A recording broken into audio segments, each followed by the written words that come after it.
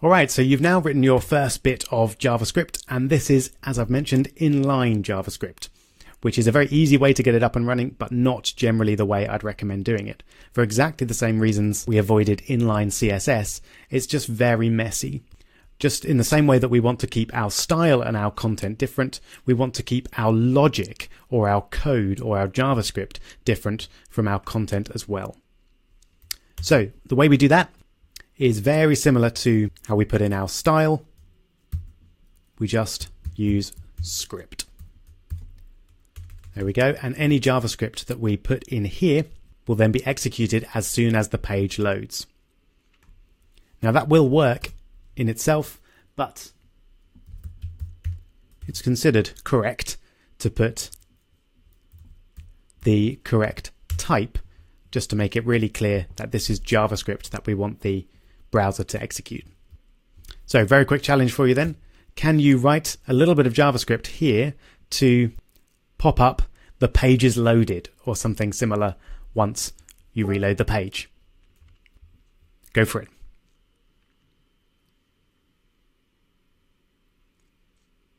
Did you manage it? The challenge was possibly you might have included the onClick command. And if you did, no worries. But the JavaScript itself is actually just the alert part and then whatever text you want inside the quotes there. So that's it. That's all you needed. Let's just save that and refresh the page. So you can see I just did a refresh there. I didn't click the button, but that JavaScript was executed. A quick note about single and double quotes. I used single quotes here because we had double quotes around the edge of the onClick attribute. So if I'd used double quotes in there, that would have got very confused because the system would have thought that this double quote was supposed to end this bit of text rather than start a new one. So if you want to have quotes within quotes, as we've got here, then you need to use double and single. But here, we don't have quotes within quotes, so you can use double or single. And double is slightly more conventionally correct these days, even though both will work exactly the same. Single is only really used when we have to use it. If we're just using some quotes, double quotes is the standard. While we're here as well, just like CSS, JavaScript has an optional semicolon at the end. You don't need it, but you can put it there, and that will enable you to put several different commands on one line if you want to. So I'd recommend getting into the habit of putting semicolons at the end of your lines, but it's up to you.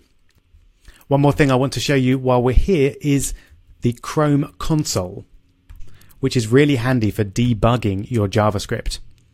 So let's go back to, I just right-clicked or control-clicked on the page and click Inspect, like you may have done a few times if you followed along the BBC CSS project with me. And then if we go over and click Console. So the console gives you two powerful tools. First off, you can actually write JavaScript straight into it. So alert, hello, is our one bit of JavaScript that we know. And then that then is actually run on that page itself. So that can be really handy if you want to check a particular command. But probably more usefully is it will show you if you've got errors in your JavaScript. So if I make a mistake and instead of alert I type ert, then first off, if I run the page, let's just get rid of the console. If I run the page, notice nothing happens. I don't get an error message or anything, just nothing happens. And that's what will happen. If there's an error in your script, you won't get an error message on the page itself. It just won't do anything. And that can be really frustrating. But if we have a look in the console, you can see we've got a lovely error message there. Ert is not defined. So we're trying to use a command that doesn't exist. So I have no doubt that while you're making pages and practicing with JavaScript, you'll make mistakes and you'll have errors in your code. And the Chrome console is a really good way to see what they are. It even tells you what line your error is at. So line 15, it takes you straight there and then you should be able to see straight away, aha, yes, of course, I've just spelt that wrong. and then you run it again, your error disappears and your code works. So I'd recommend using that, and I'll definitely refer to it throughout the course as well. Notice that you can put your script code up in the head there, and in some situations that's a good idea, and we'll see some of those later on in this section. But generally, for the first section at least, we're going to be primarily putting our code at the end of the page like that. And that means that it will get executed as soon as the page is run, and which for most of these examples, that's what we want.